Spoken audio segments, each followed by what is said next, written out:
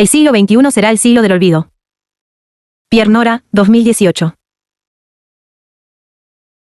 La presente investigación aborda el surgimiento del psicodrama en Uruguay y su transmisión en contextos sociales y políticos que podrían tildarse de adversos al desarrollo de los grupos que no se acomodaran al orden imperante entre los años 1973 y 1985.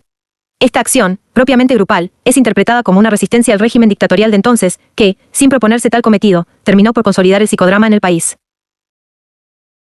En el marco de procesos que no eludieron la clandestinidad, en virtud de la compleja situación política, debieron generar estrategias para sortear la hostilidad a lo grupal uno que la dictadura imponía, en pos de mantener vivas las grupalidades en este periodo. En el periodo previo al golpe de Estado, se vivió en Uruguay una etapa convulsa y acelerada de conflictividad política y social con aguda represión al movimiento sindical y estudiantil, y la instauración de medidas prontas de seguridad. Esto confluyó el 27 de junio de 1973 con la disolución de las cámaras por parte del Poder Ejecutivo. La instauración del modelo neoliberal, promovido por los grandes grupos económicos, se efectuó con la ayuda de las Fuerzas Armadas en el marco de la doctrina de la seguridad nacional, que Estados Unidos llevaba adelante, constituyó un recurso clave del elenco civil para contener la movilización e implementar el nuevo modelo, Broquetas, 2007, p. 163. No fue solo el caso de Uruguay. En todo el cono sur de América Latina se vivió una dura etapa de interrupción del orden constitucional con la instauración de regímenes dictatoriales y violaciones múltiples a los derechos humanos. Todos los métodos de represión se agravaron: tortura y prisión política, proscripciones, destituciones, secuestros, exilios forzados, así como la clausura de todo medio de expresión opositor. Aún así, a pesar del miedo instalado, las resistencias a la dictadura persistieron en la población. La oposición al régimen tuvo vías muy distintas, muchas de ellas sutiles. En principio, la clandestinidad de partidos políticos y organizaciones sociales, la prisión y... Uno se refiere a la hostilidad hacia las instancias grupales que no apoyaban el régimen dictatorial. De aquí en más se utilizará, como abreviación, la expresión hostilidad hacia lo grupal. Exilio forzado de dirigentes, quitó potencia a la lucha contra la instalación del régimen, Caetano y Rilla, 2017, p. 22. También hubo durante toda la dictadura una gran represión y vigilancia sobre todos los aspectos de la vida cotidiana, en los ámbitos laborales y de la educación, en las organizaciones religiosas, sociales y deportivas, en la cultura, amistades y grupos. La dictadura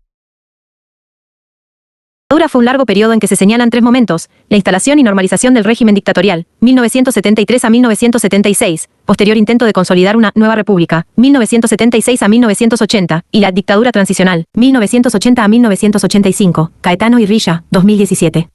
Un largo camino de protestas y denuncias contra el régimen, nacionales e internacionales, además de un marco de negociaciones políticas, dieron lugar a las elecciones nacionales en noviembre de 1984, comenzó entonces el periodo de transición democrática. Durante la dictadura, la represión actuó sobre la vida pública y privada de las personas. Asumiendo que las disposiciones en torno a la censura de los grupos que actuaban en lo cotidiano seguramente fueron aplicadas por un nivel intermedio de represión, por ejemplo, la jefatura de policía, ese control se daría a través de las comisarías, Dameisi, 2018, pero no se ha encontrado un dictamen oficial del que se pueda dar cuenta para esta investigación. Sí existen múltiples lecturas de lo que venía trazado por las medidas prontas de seguridad y la ley 14.101 que estableció prohibiciones en el ámbito de la educación formal.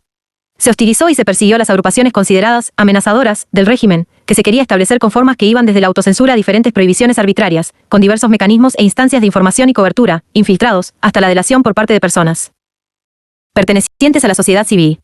En ese contexto adverso, interesó saber cómo pudo consolidarse el psicodrama, dado que era grupal su modo de trabajo.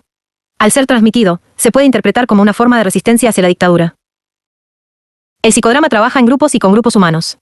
Es a través de la acción dramática, y desbordando su propósito clínico psicoterapéutico, que tiene alcances culturales y educativos.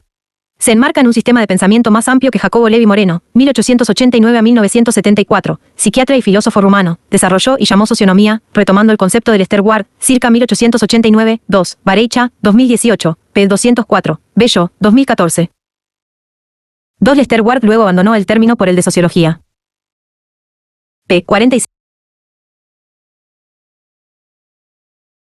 Moreno aludió a la socionomía como una ciencia inclinada al estudio de las leyes que regulan lo social, un campo de conocimiento nuevo, o nueva sociología. Si bien la formulación puede parecer fatua o antigua, responde a una cuestión de época, de un pensamiento positivista por el cual Moreno intentó que fuera reconocida su contribución, Besanilla y Miranda, 2012. Asimismo, el psicodrama es un sistema filosófico que responde a tradiciones socialistas y jasídicas tres que tomó Moreno, epocalmente situadas en relación con sus contactos con la filosofía del encuentro y la filosofía del momento, Henry Bergson, Martin Buber, y por sus estudios universitarios, previos a la medicina, de la filosofía de Spinoza, Leibniz, Nietzsche, Moreno, 2014, p. 54, entre otros. Inició su trabajo con niños en Viena en el conocimiento de la espontaneidad infantil y la creatividad proveniente de lo lúdico. En el temprano teatro para niños que creó, improvisaban obras como así hablaba Zaratustra y clásicos como El enfermo imaginario de Molière. Tanto La guerra como la incomprensión de padres y educadores cercenaron estas experiencias. Marino, 1995, p. 67. Desde edad temprana, Jacobo Levi Moreno le dio importancia al anonimato. Marino, 1995, p. 43, e hizo del nombre propio del padre, Moreno Levi, su apellido, el nombre por el cual se lo conocería. En Viena participó tempranamente del movimiento expresionista, se rebeló contra Dios, el sistema político y la autoridad. Marino, 1995, p. 46, esta actitud radical luego la volvería una búsqueda de transformación donde las personas tendrían que aprender a activar su espontaneidad creativa, un modo de cura y aprendizaje a la vez. Propuso que la única manera de librarse del síndrome de Dios es desempeñando ese rol. Moreno, 2014, p. 67. Sostuvo un enfrentamiento epistemológico con el psicoanálisis cuando ambas eran producciones emergentes. La producción de Moreno estuvo tocada por la marginación, desde la población con que trabajó tempranamente, niños, migrantes, prostitutas, así como por su origen familiar de migrantes judíos en Viena. Moreno, 2014, p. 42. Si bien Moreno fue una persona capaz de ver más allá de su época, e instaló términos y metodologías que son utilizados hasta hoy, en la clínica psicológica, en la psicología social y en la sociología, aún sin conocer la autoría, sigue siendo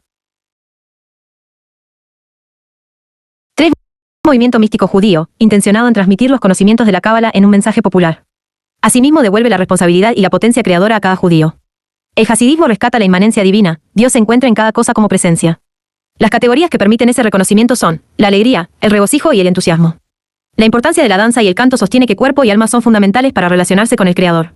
Para ampliar, ver Hasidismo en Menegaso, Tomasini y Suretti, 2007. Desconocida la profundidad de su obra. El reconocimiento queda reducido más al uso de técnicas para psicoterapia y educación que a un método sustentado por bases filosóficas, por un marco referencial teórico sólido y un acervo técnico coherente con la teoría que efectivamente constituye. Bello, 2014, pp. 38 a 39. El psicodrama nació como una modalidad terapéutica, precedida de experiencias como el teatro de la espontaneidad y el periódico viviente. Rápidamente, el propio creador profundizó en el potencial social y transformador que él mismo tenía. Para el psicodrama, la salud, el aprendizaje y la libertad están en el desarrollo de la creatividad a través de la espontaneidad. Al observarse el poder de cambio, en especial para el trabajo en comunidades educativas, movimientos sociales y trabajo con poblaciones marginadas, el psicodrama deja así de ser un ámbito, y menos aún una disciplina, para ser una práctica de transformación en grupos, comunitaria, social. Además, desde sus postulados filosóficos, no puede ser desplegado únicamente en el desarrollo teórico, sino que debe existir una experiencia práctica grupal y un intento de ir allí donde la gente vive, ama y sueña. El psicodrama se desarrolla en consultorios, aulas, lugares de trabajo, en la calle. En el marco de los estudios sobre modalidades de transmisión en contextos sociales y políticos, se abordan aquí los modos en que la transmisión del psicodrama se dio en Uruguay entre 1973 y 1985. La hostilidad hacia las instancias grupales que la dictadura impuso, sedimentada en un hostigamiento que venía desplegándose en la etapa anterior, 1968 a 1973, produjo obstáculos. A pesar de ello, el psicodrama potenció la generación de estrategias y modos de resistencia para consolidar y mantener viva su transmisión, en grupos. Si bien los años 1973 y 1985 datan un periodo de dictadura institucionalizada, el acontecimiento no es la historia marcada por las fechas. Los años son una remisión a un tiempo de resistencias y transmisiones que comenzaron antes, y que han continuado al presente. Es este presente que nos interroga, ¿cómo hemos llegado a ser lo que somos? ¿Cómo podemos ser distintos? Foucault, 1999. En este sentido, se entiende que en la producción de una genealogía se recoge la posibilidad de dar voz a historias menores, no a la de los vencedores, Benjamin, 2013, Didier Berman, 2007, las que no han tenido ocasión de ser oídas, abordadas. No hay en este estudio un propósito en sí, esencialista, de dignificar el psicodrama para consolidar, en el hoy, una tradición legitimada de este. Asimismo, no se trata de recolectar memorias con un objetivo reproductivo. El psicodrama, en su búsqueda de la creación espontánea para crear nuevas estrategias y despliegues de existencias, contradice la posible repetición de la transmisión.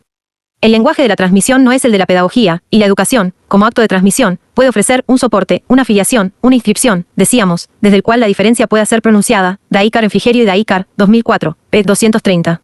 A partir de las memorias de las transmisiones del psicodrama se puede hacer lugar al pensamiento como brecha, al decir de Hannah Arendt, a la interrupción mecánica de la regla, Serletti en Frigerio y Daícar, 2004, p. 134. El propósito aquí es el de conocer el plano del juego de fuerzas en que emergió y del que procede el psicodrama en Uruguay. Se parte de la interpretación de que en todo plano de consolidación y consistencia de grupos que resisten socialmente ante poderes hegemónicos hay despliegue de fuerzas que presentan su potencia en el presente. El reconocimiento de esos juegos de fuerza y su potencia de resistencia pacífica, en términos de oposición al conflicto como foco, muestran una manera de crear imágenes de pensamiento, Deleuze, 2005b, que despliegan las fuerzas en relación, en lo social, educativo, comunitario, en el espacio singular de las psicoterapias grupales. De cómo esa tradición, fuerza, de modo intempestivo, Nietzsche, 2015, y aumenta la capacidad de conocer, lo que somos, actualizado como devenir. El devenir 4 como un tiempo donde pasado y futuro están a la vez, como es el aquí y ahora, que fundamenta filosóficamente. El psicodrama. Los acontecimientos son tomados, entonces, como lo que no cesa de pasar. El devenir se diferencia de la historia sin oponerse a ella. Los acontecimientos no pertenecen a la historia sino que ocurren y se efectúan en ella. Teles, 2003, p. 15. Como acontecimientos, se despliegan aquí una serie de memorias compartidas de las transmisiones, presentificadas en los recuerdos de las personas que participaron de las diferentes etapas de este estudio. Asimismo, los aspectos estudiados conciernen a la pregunta por el ¿quién?, que somos 5 de la ontología del presente en que se inscribe este trabajo, como horizonte. La ontología del presente es una expresión tomada de la filosofía que Foucault desarrolló entre los años 1975 y 1984. Esta se sitúa en una configuración de 4. Los devenir son lo más imperceptible, son actos que solo pueden estar contenidos en una vida, que solo pueden ser expresados en un estilo, Deleuze y Parnet, 2013, p. 7. 5. La pregunta por el quién, que somos no tiene el propósito de determinar que determina la esencia, por el contrario, intensifica la irreductible diferencia de cada quien, de las singularidades intensivas, Teles, 2009, pp. 25 a 26. 3 dimensiones relacionadas entre sí, ontología / pensamiento, ética y política. La cuarta dimensión estaría ubicada en el encuentro de las otras, Teles, 2009b, p. 23. El objetivo de esta ontología no es solo identificar, sino también denunciar las características que definen al momento presente, a la luz de análisis históricos que interrogan a las sociedades que tratan de formar sujetos acríticos, dóciles, perdiendo el sentido de la vida y el deseo de creatividad. Esta ontología de la época responde a uno de los significados que Foucault detectó en el pensamiento crítico y la actualidad. La ontología del presente reactiva la pregunta de Kant en relación a lo que somos hoy. Un cuestionamiento interesado en vincular las posibles respuestas a un diagnóstico cultural, el cual va del conocimiento a la comprensión de sí mismo del sujeto y de ahí a las formas de sujeción propias de la sociedad. Corona Fernández, 2018, S/D. Justificación